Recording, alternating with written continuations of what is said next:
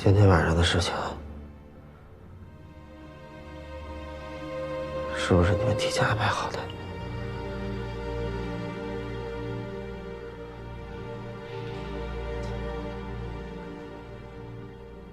你为什么不提前告诉我？我们怕吴天不相信你的话，所以安排了刺杀。不验真一点的话，吴天不会相信你。我们这么做，都是为了你好。为我好，为了我好，你就能让老顾去死吗？顾养生，你既然那么不相信我，为什么当初还要让我干这件事呢？现在好了，就是因为你对我的不信任，所以才害死了老顾。顾养生，你他妈的还是人吗你？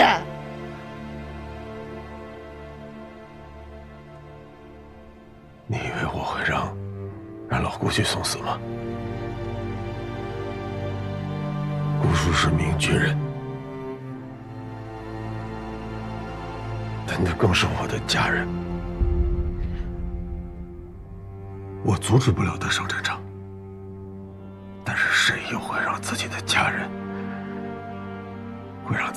人去送死呢？不行，这绝对不行！我说顾叔，您就别劝我了，不然还有少爷，您身份不合适，要去也是我去，您去？您这腿合适吗？您这腿，你别犹豫了，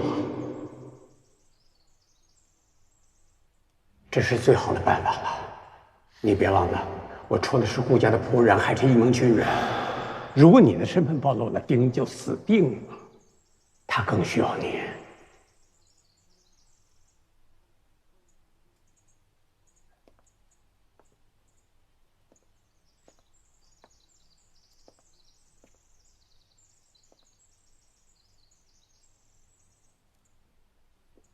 我说，这样，我们两个交手之后，我把您倒到窗户边，然后顺势把您推下去。窗户下面会有咱们的人来接应。等咱们的人接应到你之后，把你送到码头，你马上坐船离开。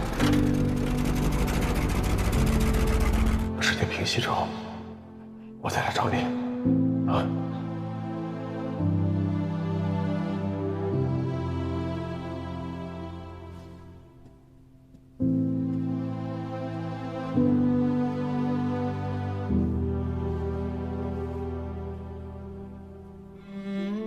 今天的计划明明是顾叔刺杀完之后会从2楼跳下去，底下接应他的人会把他送去码头，马上离开。这我们都商量好了，可是他为什么没这么做？他明明答应我的，明明答应我的。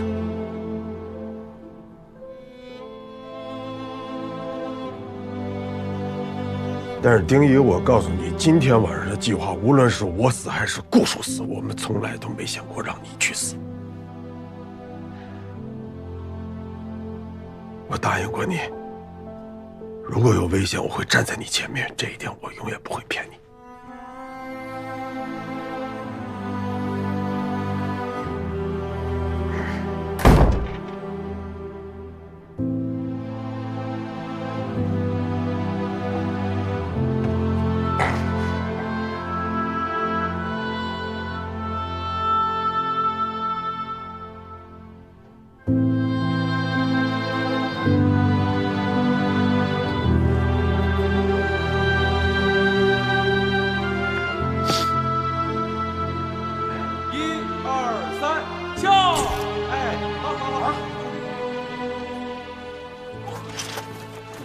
慢点儿。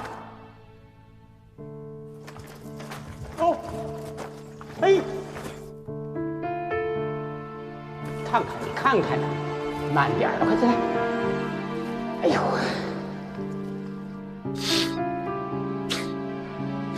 老顾，是我们的同志吗？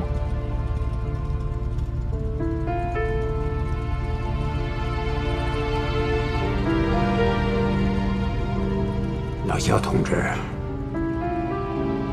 武田生性多疑，丁仪的实战经验又不够丰富，我怕万一丁仪说服不了武田，所以我决定为他留一个后手。我需要在宴会上刺杀李约瑟，从而让日本人相信李约瑟的忠诚。只有这样，他们才不会怀疑丁仪的话。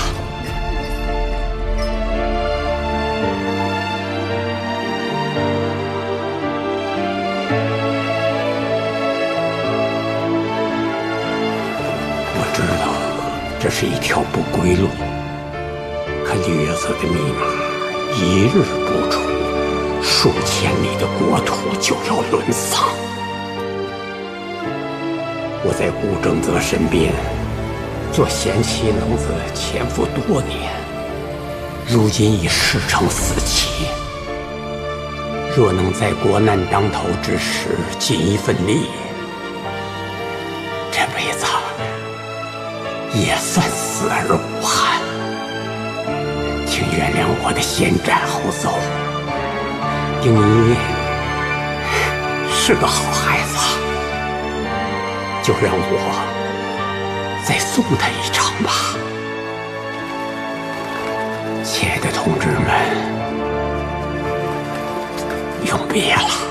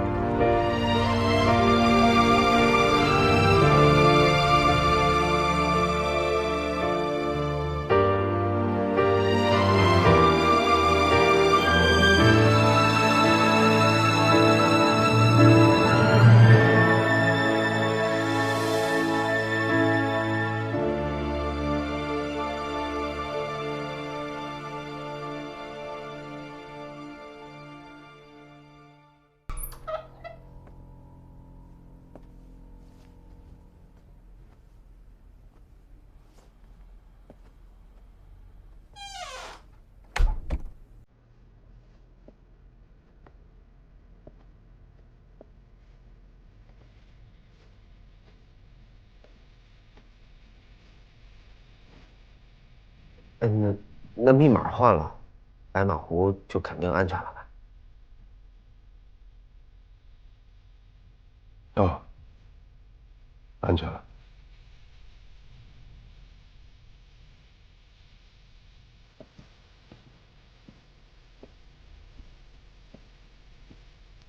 哎，你吃饭了吗？要不我给你叫点早点。别麻烦了。东源寺大公和李约瑟的真实关系，我们谁也不清楚。我怕你信口胡诌的话，用不了多久就会被人拆穿，所以我安排了今天晚上的船送你去香港。也有人去白马湖介绍你娘，到时候你们在香港相聚啊。就这么结束了。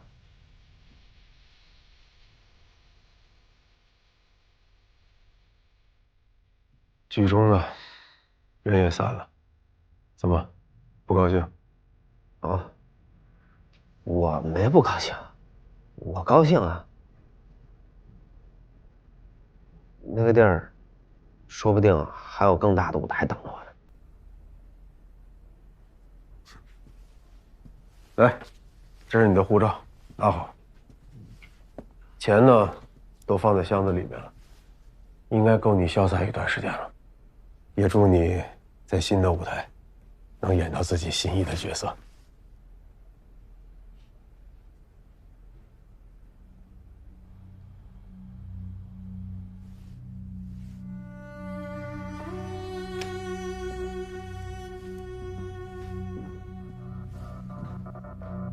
干嘛去？朝城集团跟大家告个别。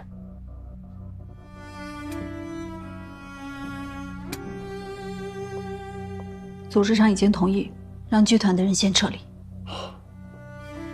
我跟大家打过招呼了，明天就以巡演的名义让他们先去乡下避一避，等风头过了再回来。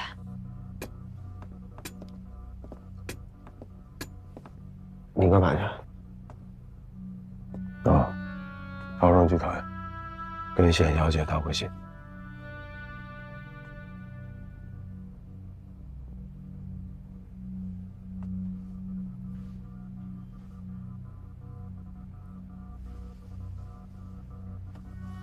这次我们取得了巨大成功，那日本人还有这个军统一定是盯上我们了。趁麻烦还没找上他们之前，今天晚上我们演出完我们就撤。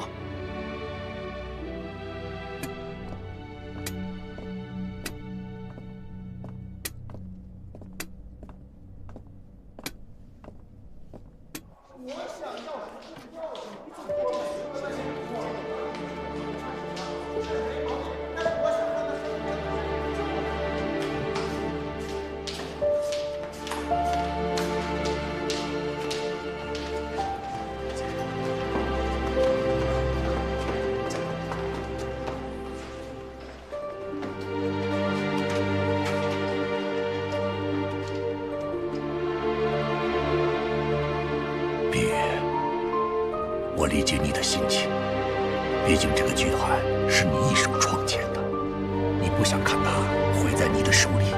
可是，自从我们答应帮助丁一开始起，你就应该有这个心理准备啊。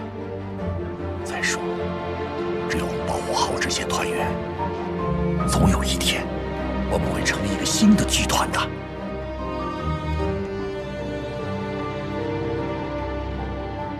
洋人们都在撤离，租界也越来越危险。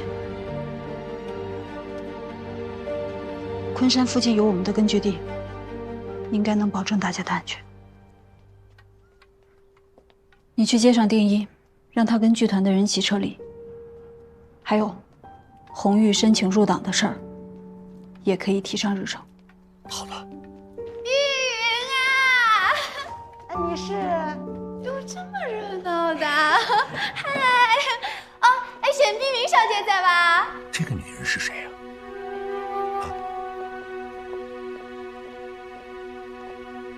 夜莺。夜莺。哦，我知道了，就是军统苏州站梁锦元的太太。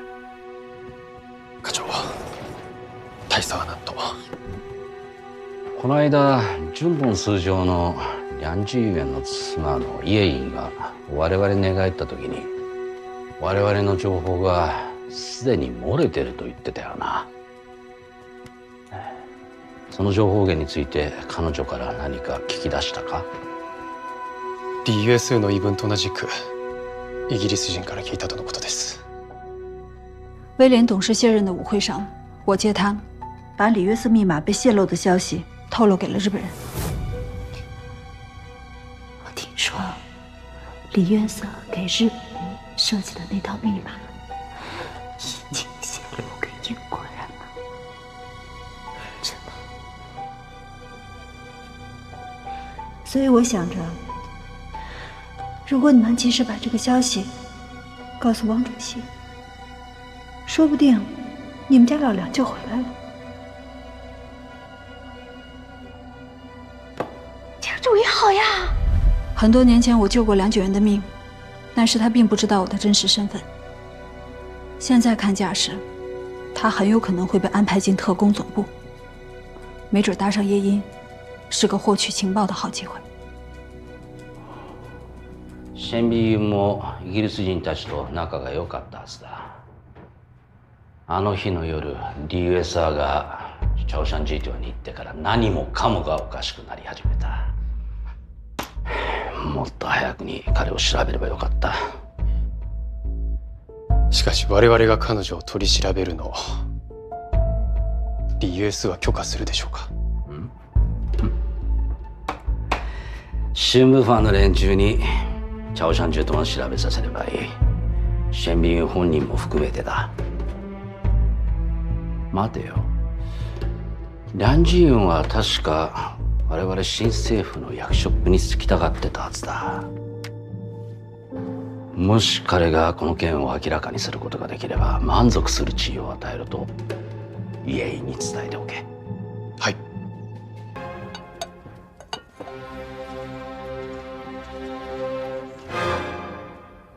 李先生，查理呢？他去帮我办点事。近来发生的事，我很抱歉。我仅代表美机关向你赔罪。不知李先生爱吃什么，我就做着帮你点了一点这家餐厅的招牌菜，请你尝一尝。吴天桑果然有心了。不瞒你说，我这个人向来高傲，从来不会跟数学界以外的人打交道。就算是数学界的人，如果没有自己独到的剑术，我也根本不会放在眼里。可是唯独武田桑你不同，你是我回到中国以后第一位结识的真正的朋友，因为你不仅费尽心思为我联系到了日本御医医治我的眼睛，更重要的是，我从你的身上感受到了一种对数学家的尊重。ありがとうございます。おい、酒を持ってこい。はい。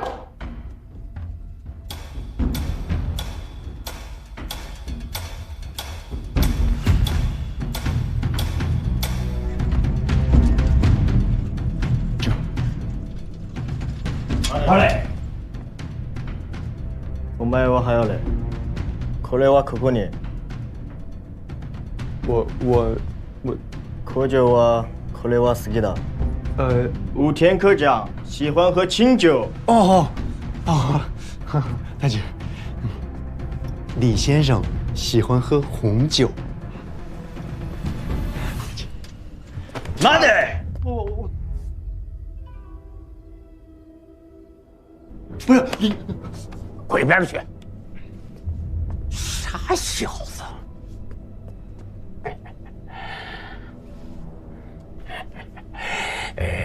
すみません，すみません。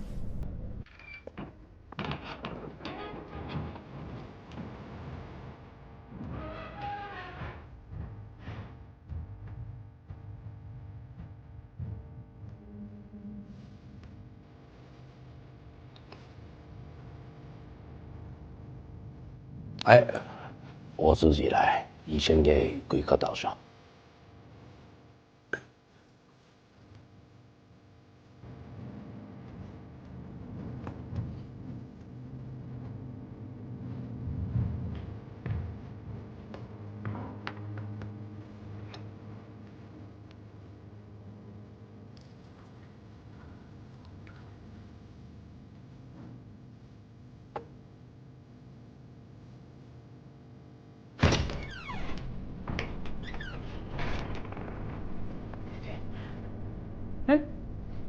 太君，我不会让这傻小子再出现在你面前了。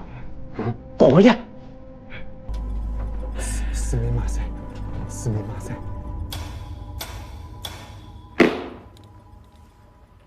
李先生，美机关为你准备了一点礼物，小小心意，不讲敬意。吴天桑，中国人有句话。落地为兄弟，何必骨肉亲 ？Exactly 。吴天桑，现在你我就是兄弟 ，brother。兄弟之间不谈钱，只谈感情。来，今天的第一杯酒，敬我们之间的友情。好 ，Cheers， 乾杯。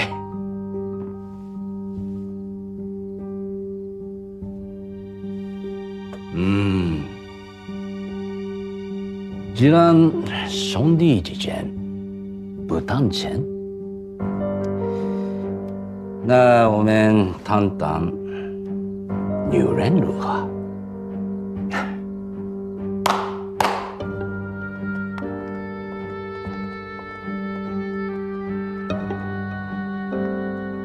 哎，快点来，快点！哎，大家坐一下啊，先坐一下，坐一下。啊，你坐这边。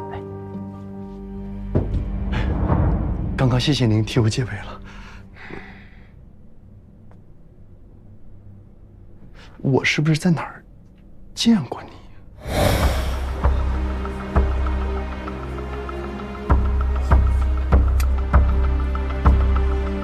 李桑，どうぞ。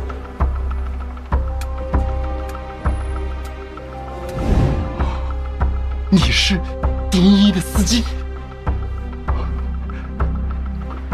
李约瑟，你是李约瑟的司机？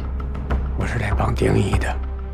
他没跟我说这次还有外人，看来这次活还真不小啊。这没时间细说，你可以相信我。你是不是要往里送东西？我在红酒标签的背面写了字，写字的墨水是特制的，只会显现3分钟。3分钟之后，就算是5天把标签给撕下来，也什么都发现不了。我把要送给丁一的照片误放在女洗手间的花盆底下了。李先生，我身边的2位美女是从日本来的我的朋友，还有你左手边的这位是上海正当红的女明星小春兰小姐。李约瑟先生是我的合作伙伴，不对，现在是我的 brother。是你？你下午还撞了我一下呢。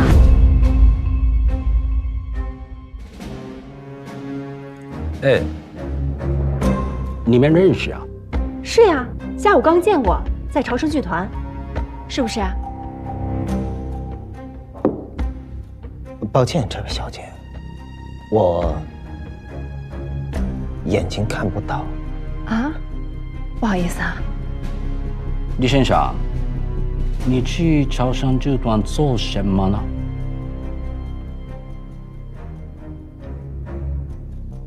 办了点私事。私事？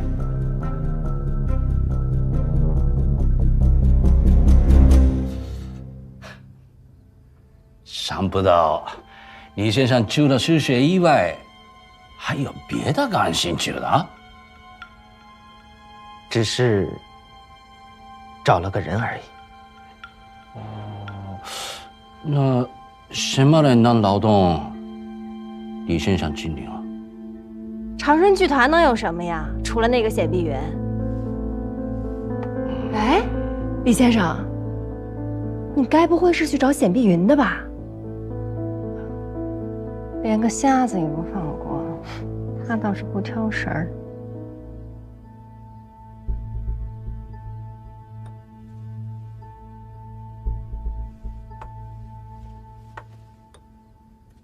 李先生，你认识沈小姐？你们是怎么认识的？是呀，李先生，你跟我们说说呗。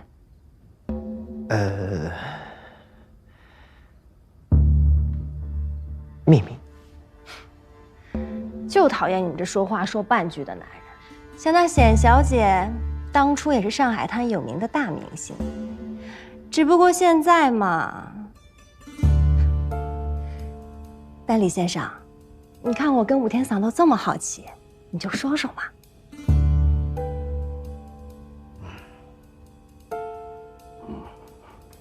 显小姐是一个大美女，才子佳人的故事，我可曾洗耳恭听啊。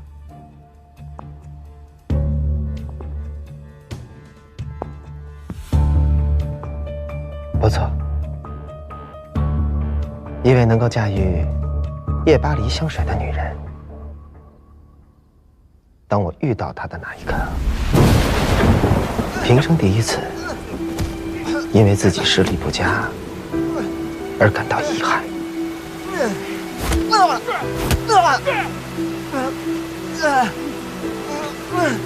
小子，连我们马爷的钱都敢骗，再有下一次，你就死定了！走。是。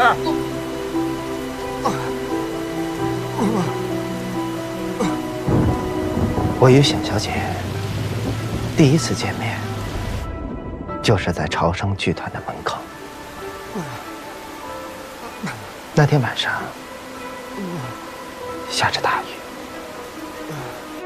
我一不小心就滑了一跤。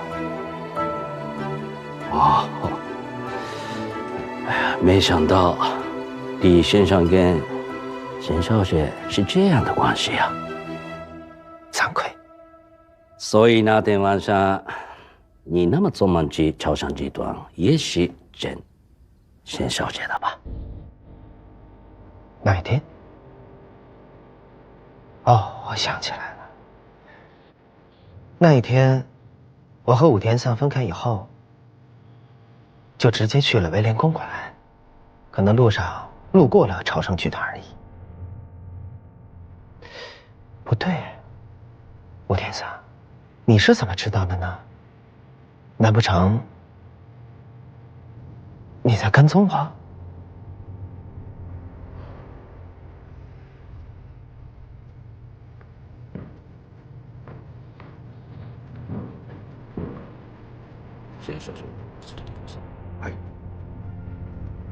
李先生，今晚一会儿给你一个更大的惊喜。哈哈哈哈哈！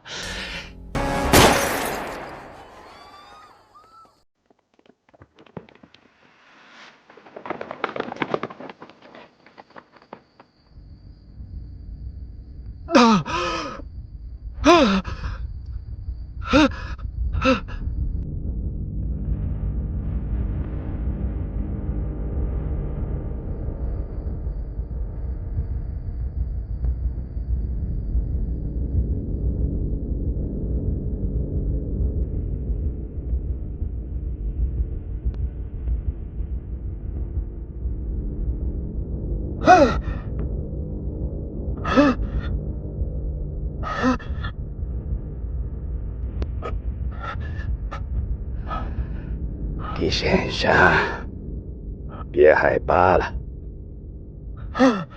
我刚刚已经把金蛋抢去了，一次长期的向你道歉。希望李先生可以重新考虑民习馆的合作。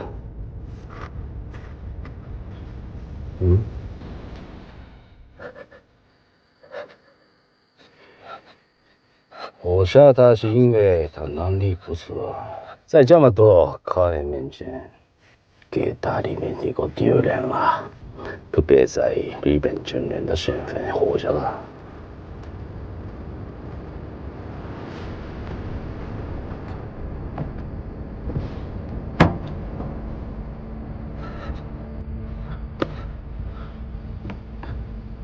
李先生，我的善意已经表达的很明显了。明天晚上，我将在大都会酒店设宴，暂时向你致敬，开启我们的新的合作。想必李先生不会拒绝吧？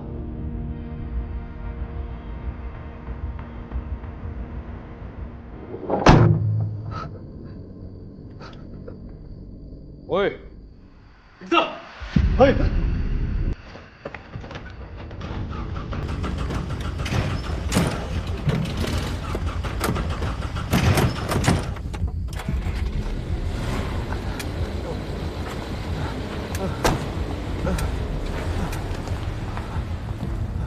明天晚上，大都会酒店，武田说要设宴。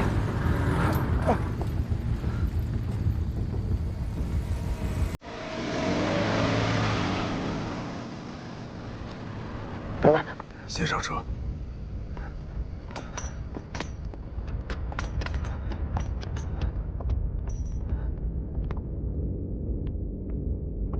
咦，看什么东西啊？真出神！啥？胆子小啊！不要笑我啊！哎，你刚不是说有个消息要我带给王主席吗？是什么了？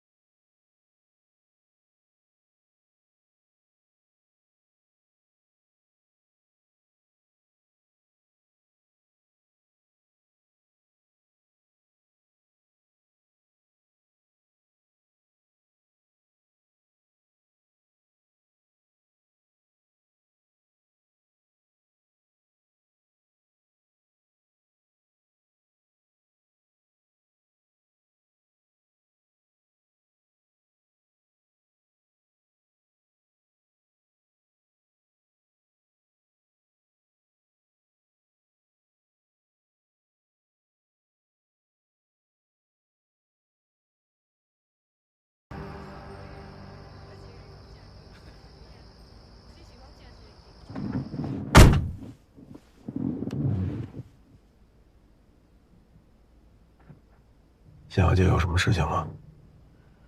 第一次任务就差点被武田枪毙，这就是你们的计划？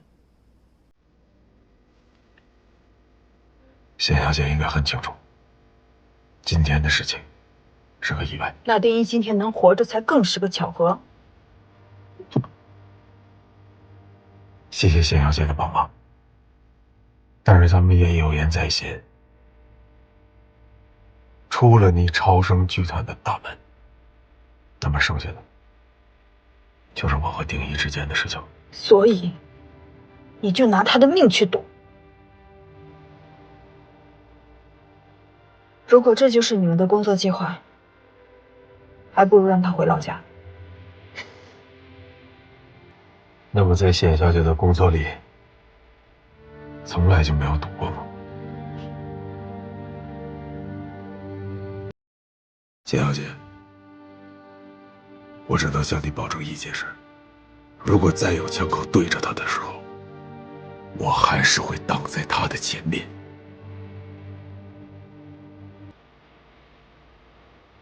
如果谢小姐没什么事的话，那就先回吧。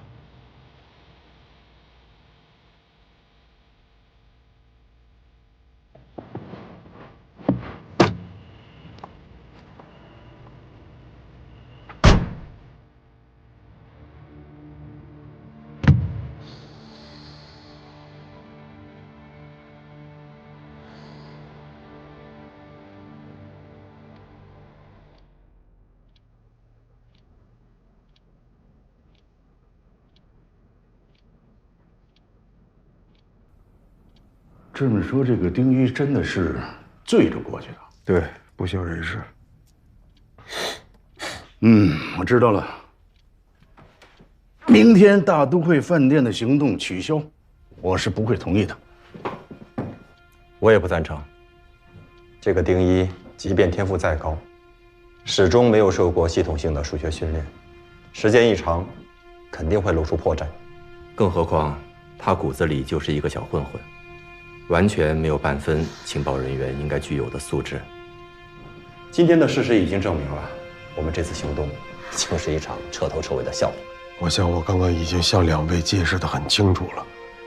今天的行动，丁一完成得很成功，不仅没有暴露自己的身份，还间接地让武田杀了一名日军的破译。少爷，你是接受过专业的情报训练的，难道你不知道？情报系统工作原则之一是不能依赖于巧合和运气吗？但是我也要告诉你，今天这件事情再一次证明了他具备一名特工该有的临场应变能力。永山，这个行动开启之前，你答应我什么呢？他说我答应您说，利用武田对李约瑟的信任，然后告诉他这密码泄露了，并把它换掉，这明天就是最关键的一步了呀。我说的不是这句，啊，我说的是，即使是计划失败了，也不过就是死了一个剧团跑龙套的而已，对咱们来说就没有任何损失。可是你现在呢？现在也不会有任何损失，计划不会失败，人也不会死。而且他不知道您的身份，不知道我的身份，也不知道据点到底在哪儿。即使他被拷问，他能供出什么来呢？可是我告诉你，现在是以助理的身份在跟他一起行动。他今天醉成这样，他万一有个闪失呢？他把你自己也给搭进去了。到时候我怎么向你父亲交代？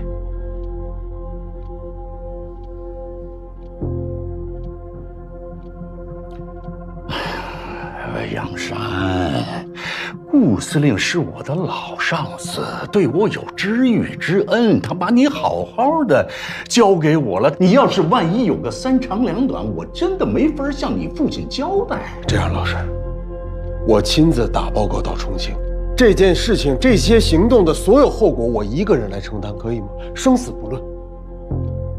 如果您要还是不相信的话，等到天亮，我亲自向我父亲说明情况，可以吗？这不用说明，你是你们顾家3代单传，就你一根独苗，你父亲是不会同意你冒这个险的。这就是我和我父亲之间的事情了，老师您就别操心了，好好补袜子吧。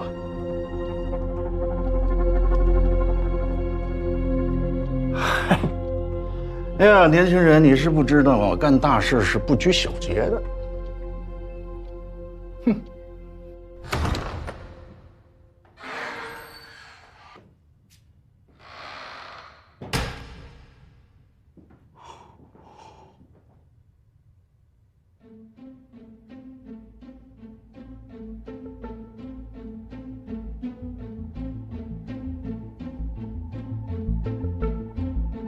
林约，林约，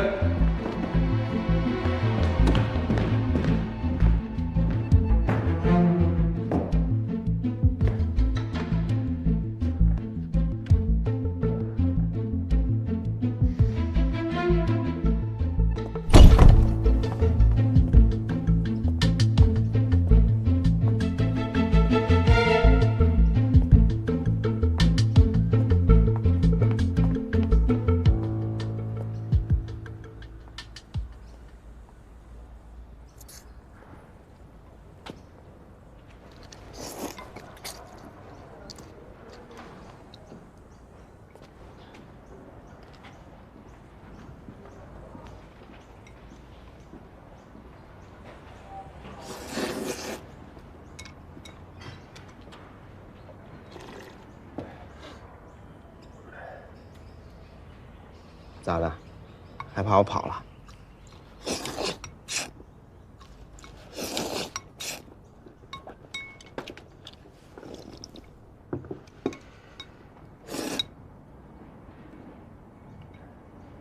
老板，再来2碗面。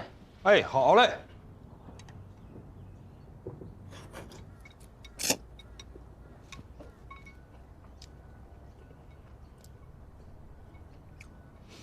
我这辈子都没像昨天晚上那么害怕过，吓得我直尿裤子。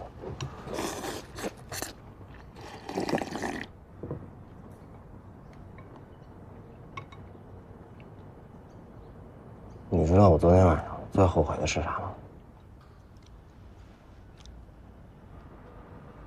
我真应该把你端给我那碗阳春面给吃了。就算死，我也得做个饱死鬼。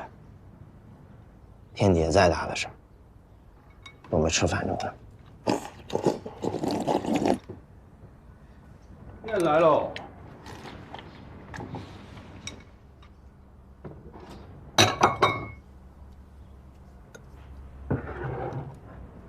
哦，你尝尝，指定比你给我安排那大蜗牛好吃。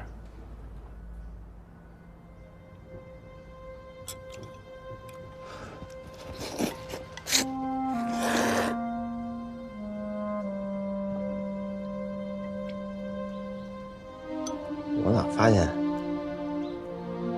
一遇上你就没好事儿？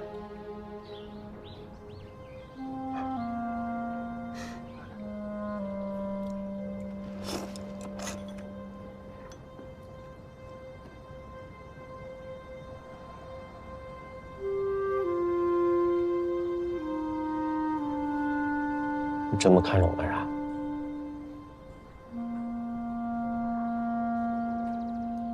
我又不是为了你。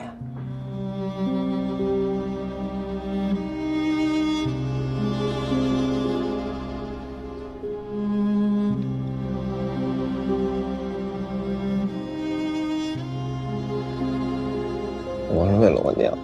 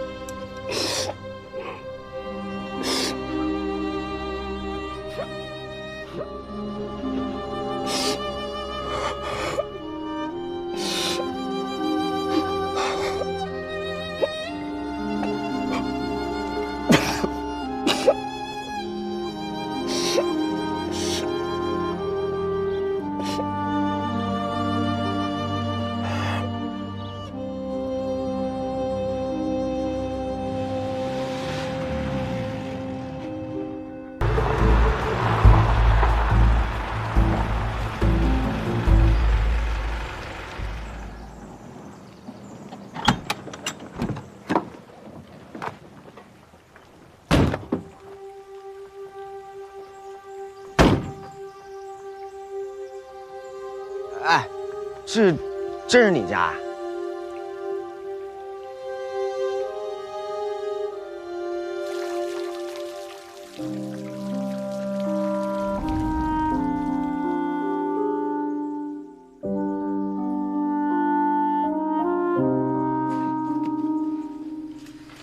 来，帮我扶一下。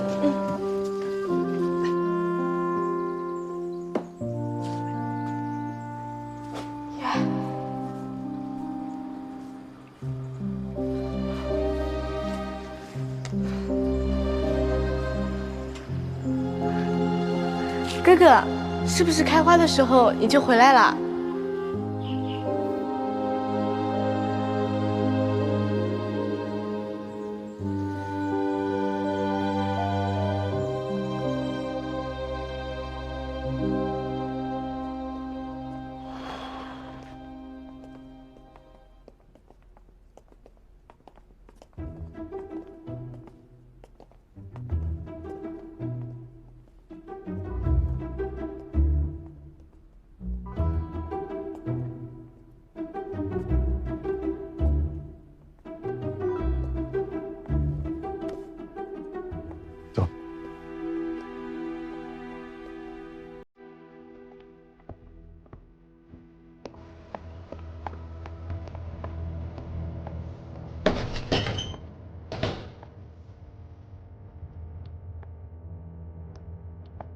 董事长，时间不早了，要出发了吧？时间还早着呢，招惹问题了。泰州离这路程挺远的，开车最快的话也得大半天呢。曹站长您，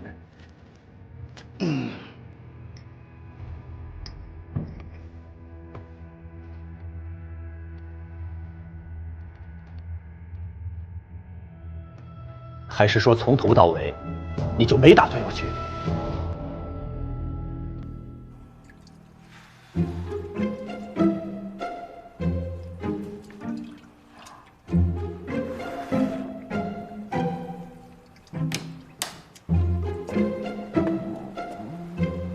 不是，你干啥玩意儿？这进来就不敲个门，你这吓我一大跳！你该起来了，少爷在下边等着呢。啊，行行行，你再给我5分钟啊！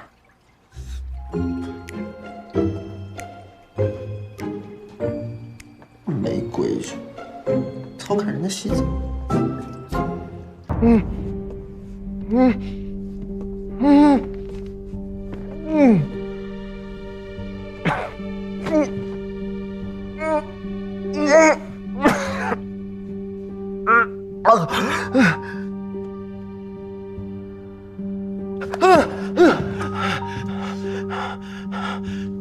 看到这些灯光亲切吗？又回到你熟悉的地方了，啊！别过来，别过来，你别过来！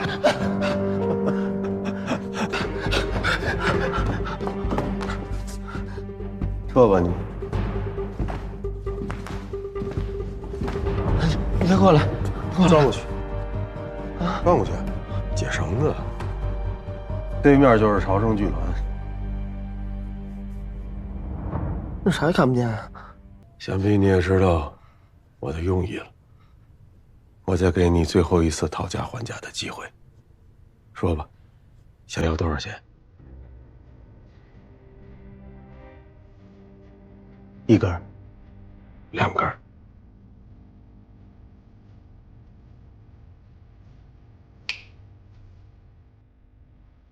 5根小黄鱼，怎么样？丁一只是一个演员，他对情报工作根本没有一点经验。我们不能让一个无辜的人卷到这么危险的事情里边来。顾小山太异想天开了。我有个办法，我去找威廉董事。怎么样？这样，我再给你加1枚，10根。之前让你负责对英情报工作，你做得很出色。威廉董事就要卸任了，可以说，你的工作已经圆满完成。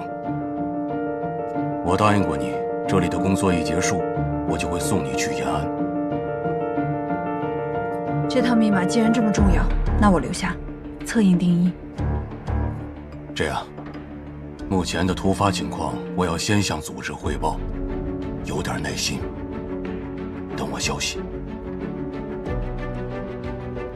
我实在不放心军统做事，苏北军民和丁一都应该活下去。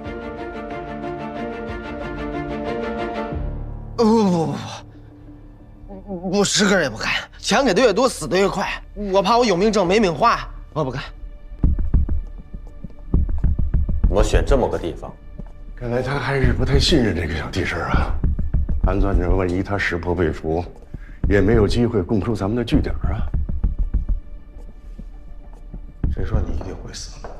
再说10根小黄鱼，是很多人都不敢想的天价。光是细节上严谨有什么用啊？就算蒋委员长来了，我也不干。哼，真是个异想天开的大公子。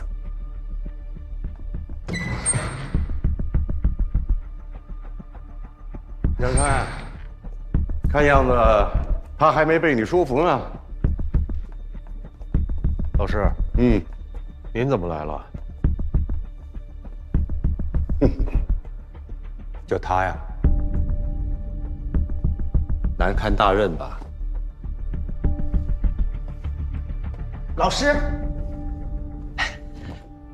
上级吧。领导，你可算来了，领导，你可得给我做主。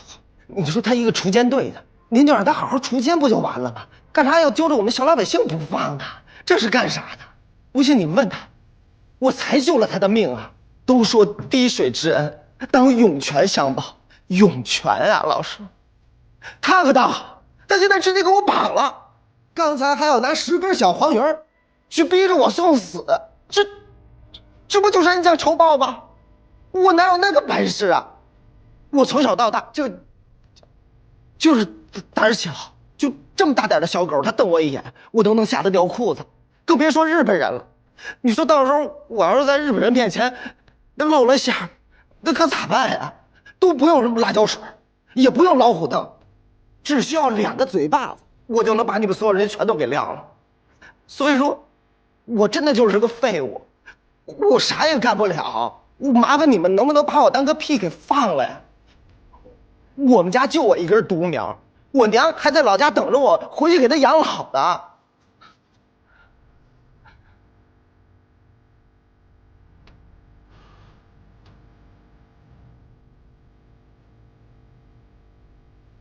说完了。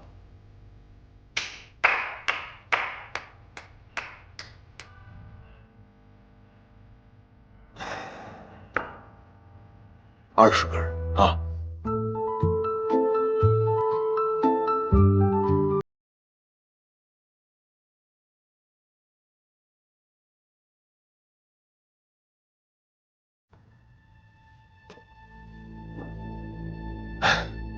老师，他是个演员，6个小时，您给我6个小时，我来说服他。还要6个小时？苏北战场分秒必争，你还想要多少条人命来给你填？给你16个小时，你都破不出来。既然破不出来的话，为什么不让我试试？如果从大街上找来一个小混混就能完成任务的话，那党国花大价钱来培养我们这一群情报专员，就纯属浪费。那现在呢？破出来了吗？有办法吗？好，如果他能完成任务，我罗汉任你驱使，鞍前马后，绝无怨言。行，这是你说的，我记住了。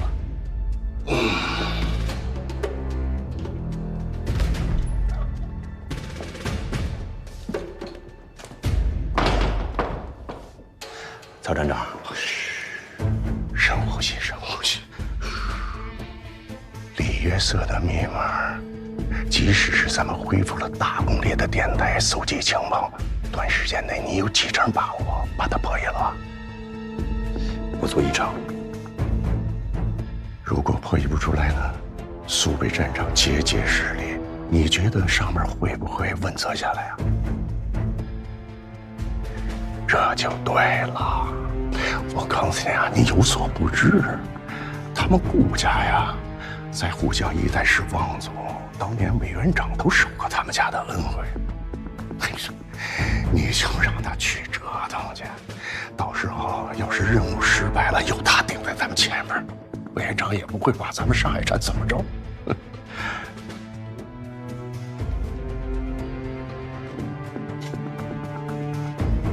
你就是这样当站长？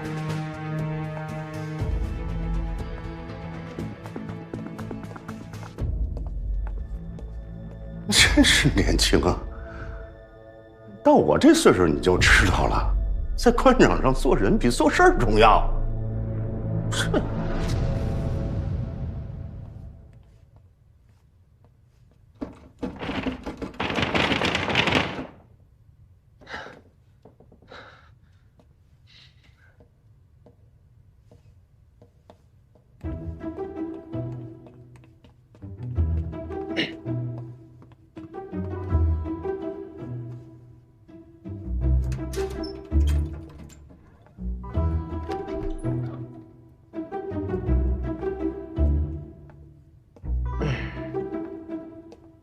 顾先生，不好意思，今天这台演出到此结束了。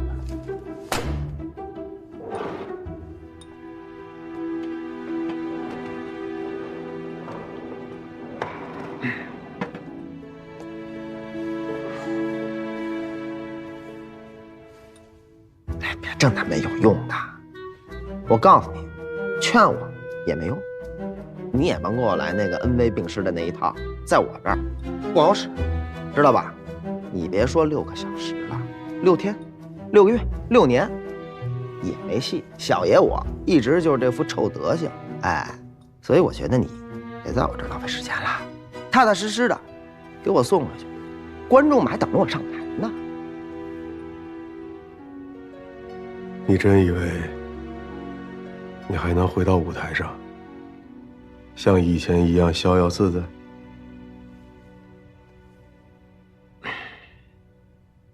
听说你是东北人，9·18事变之后来的上海。对呀，咋了？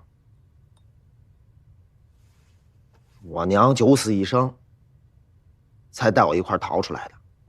所以说，我要是在你这儿丢了性命，我得多对不起他老人家。9·18事变之后，你能从东北逃到上海，但是现在东北、华北已经沦陷，华中一带陷入苦战，上海已陷入泥潭，租界已经成为孤岛了。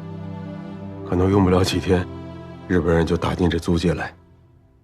到时候你往哪儿逃啊？哎，你打住，你别跟我聊这些。你真以为我们小老百姓大字不识几个就啥都不懂啊？9·18我们为啥跑？还不是因为东北军那些官员放弃抵抗了，拿我们老百姓去堵枪眼。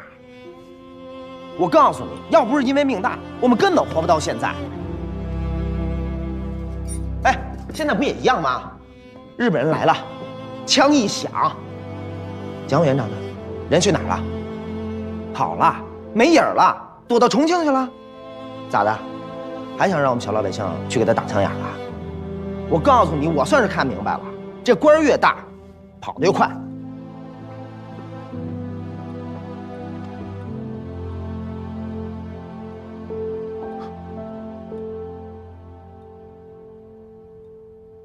你说的没错，但如果每个人都这么想的话，那就离国破家亡不远了。哼，你别给我扣帽子，我们就是老百姓，那打仗跟我们有啥关系？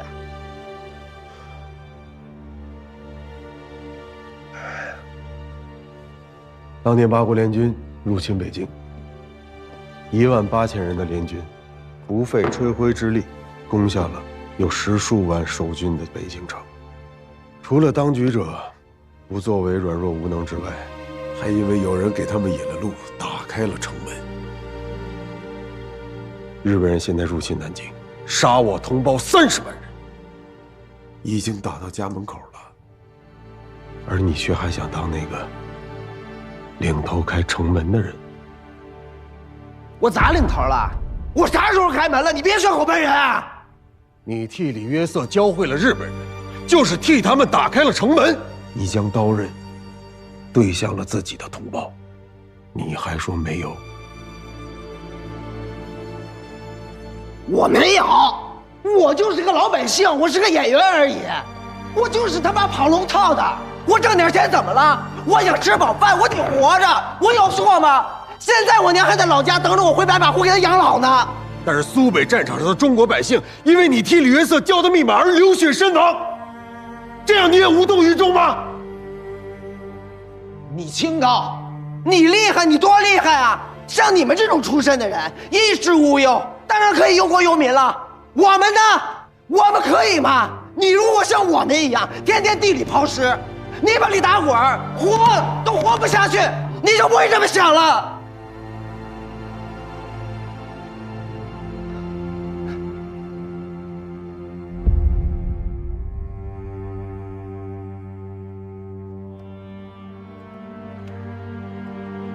丁一，你说的没错，我就是你口中衣食无忧、锦衣玉食的人。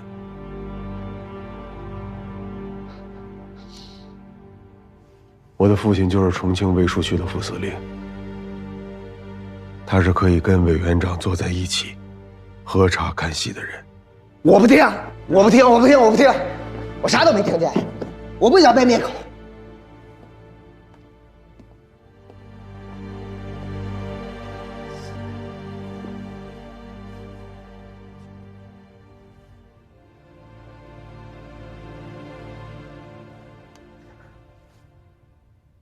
我想和你说的是，我们的确没办法选择自己的出身，但是我们可以决定我们要做什么样的事情。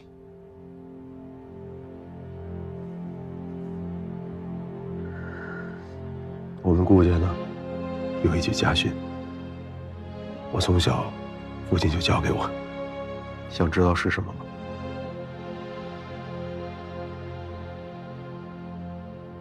精忠报国。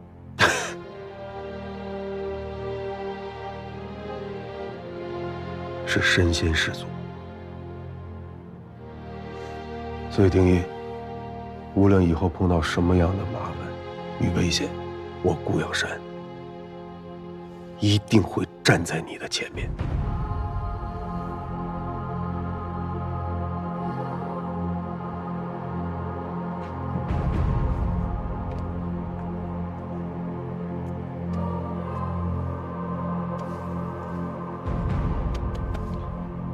先看看吧，回头再做决定。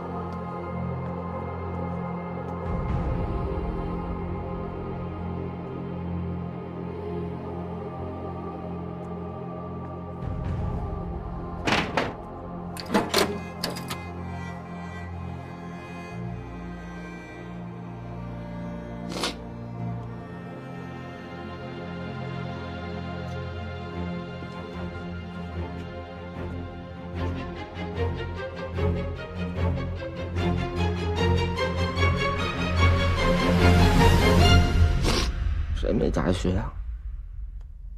老子也要加学。36计，走为上。